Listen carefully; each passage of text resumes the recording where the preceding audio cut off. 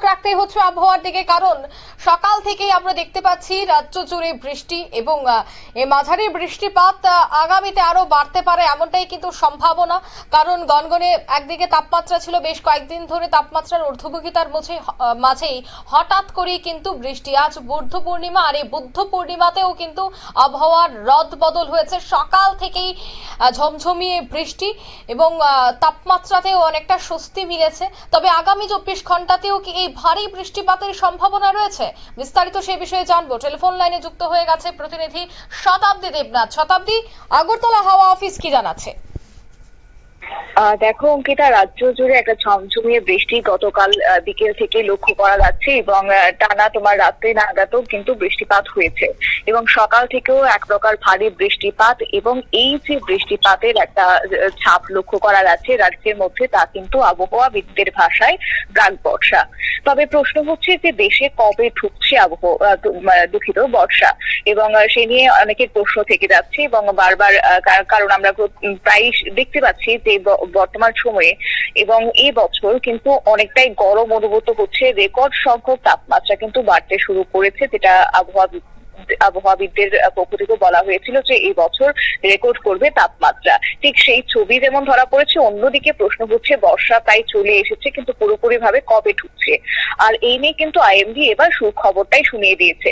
বলা হচ্ছে যে এবছর আগাম ভাবেই তোমার দেশ জুড়ে একটা তোমার ভুল বদল হতে পারে এবং সেই সঙ্গে আগাম ভাবে বর্ষা ঢুকে যাবে, যেটা অন্যান্য বছর লক্ষ্য করা যায় যে সঠিক সময়ে তোমার বর্ষাটা ঢুকতে শুরু করে কিংবা অনেক সময় তার দেরিতেও প্রবেশ করে, কিন্তু এই বছর তা কিন্তু আগাম বর্ষাই আসতে শুরু করেছে, এমনটাই কিন্তু আইএমডির পক্ষ থেকে জানিয়ে দেওয়া হয়েছে।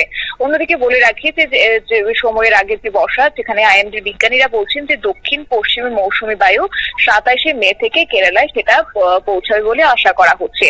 আর এমনিতে সেখানে কেরালায় 1 জুন থেকে বর্ষা ঢুকে যথারীতি, কিন্তু এই বছর তার 4 দিন আগেই ঢোকার সম্ভাবনা রয়েছে। এছাড়াও আইএমডি অনুসারে যদি সেখানে প্রত্যাশা অনুযায়ী যদি বলা হয় যে কেরালায় মৌসুমী বায়ু যদি পৌঁছায় তোমার 27শে মের মধ্যে, তাহলে কিন্তু 2009 সালের পর এটি হবে ভারতের মূল ভূখণ্ডে মৌসুমী বায়ুর প্রথম আগমন। সেটা মানে রেকর্ড করতে পারে এই বছর। তখন 23শে মে মৌসুমী বায়ুর প্রবেশ হয়েছিল যখন 2009 সালে।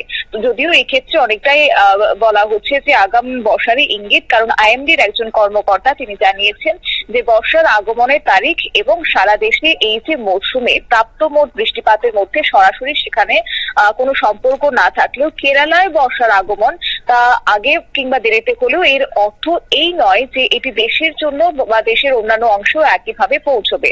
কারণ দেখো, একদিকে কেরালায় যে কথা বলছে যে 1 জুন থেকে বর্ষার আগমন ঘটে যায়, তা কিন্তু এবার 27শে মে থেকে ঢুকতে শুরু করেছে, 4 দিন আগে তা প্রবেশ করছে।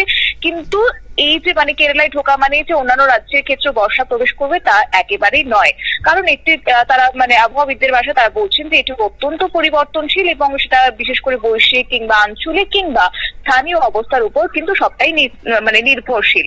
যাই হোক, সময়ের আগে যদি বর্ষা ঢুকে তাহলে বিশেষ করে উপকৃত হবেন তোমার আমাদের রাজ্যে। যদিও ঢুকে তাহলে কিন্তু আমাদের রাজ্যবাসীও যেমন উপকৃত হবেন, বিশেষ করে কৃষকগুলো উপকৃত হবেন এবং সে সঙ্গে দেশের বেশ কয়েকটি রাজ্যের ক্ষেত্রে কিন্তু একটা স্বস্তি মিলবে, অন্তত গরম থেকে স্বস্তি মিলবে। কারণ যে রেকর্ড সংখ্যক তাপমাত্রা এই বছর লক্ষ্য করা গেছে এবং সেক্ষেত্রে প্রত্যেকটা একাধিক রাজ্যের ক্ষেত্রে কিন্তু হিট ওয়েভের সতর্কবার্তা জারি করেছিল মৌসুম ভবন।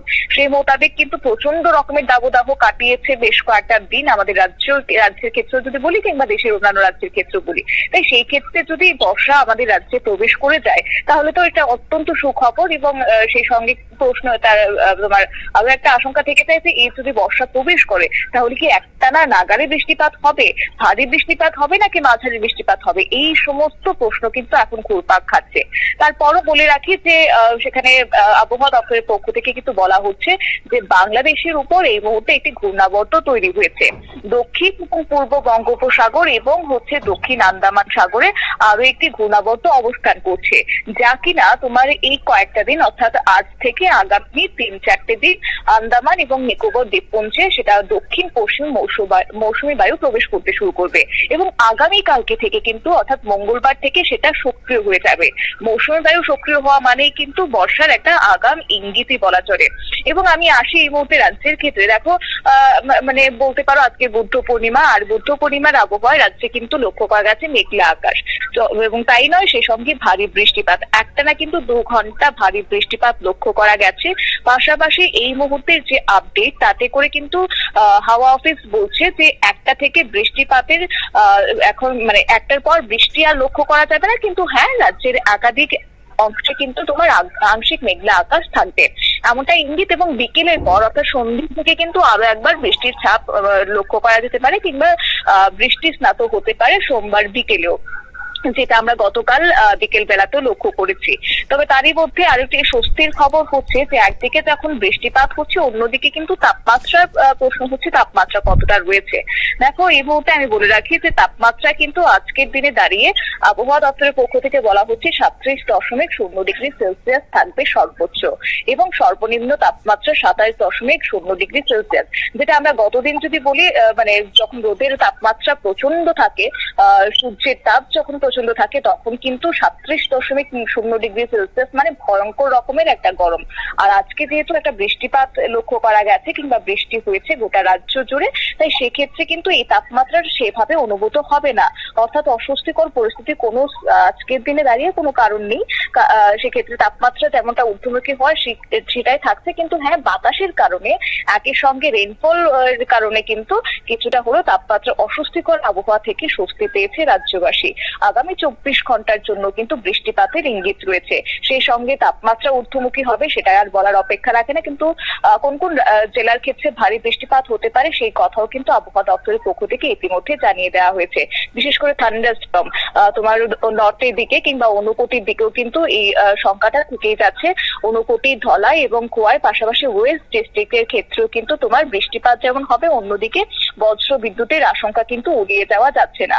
পাশাপাশি সেই জায়গায় রয়েছে তোমার সিপাহীজলা এবং গোমতী ডিস্ট্রিক্ট, উভয় ক্ষেত্রে কিন্তু তোমার থান্ডারস্টর্ম উইথ লাইটনিং এবং পাশাপাশি বাতাসের কথা যদি বলতে হয় তাহলে ঘন্টায় তোমার 30 থেকে 40 কিলোমিটার পার ঘন্টাতে বাতাস বইবে, এমনটাও কিন্তু ইঙ্গিত হাওয়া অফিসের।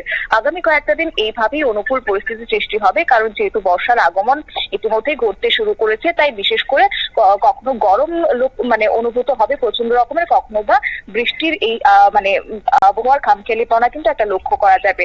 একদিকে তোমার বৈশাখের বিদায়ের লগ্ন, অন্যদিকে বর্ষার আগমন এবং জ্যৈষ্ঠের শুরু হচ্ছে। আর জ্যৈষ্ঠ মানে আমরা জানি যে গরম প্রচন্ড রকমের থাকে, তাই সেই ক্ষেত্রে কিন্তু অনেকটা নির্ভরশীল হতে হচ্ছে স্থানীয় অবস্থানের উপর এবং আঞ্চলিক অবস্থানের উপর। তাই উভয় ক্ষেত্রে আবহাওয়া দপ্তরের পরবর্তী বুলেটিন কি হয় সেদিকে আমাদের অবশ্যই নজর রাখা প্রয়োজন। অঙ্কিত, একদমই ধন্যবাদ।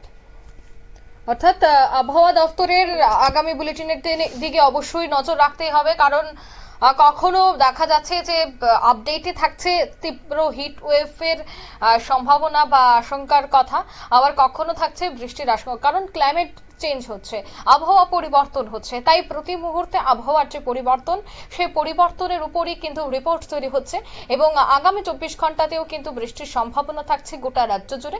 তার সাথে তাপমাত্রাটাও অনেকটা স্বস্তিদায়ক থাকবে বলে এখনো পর্যন্ত যে আপডেট পাওয়া গেছে।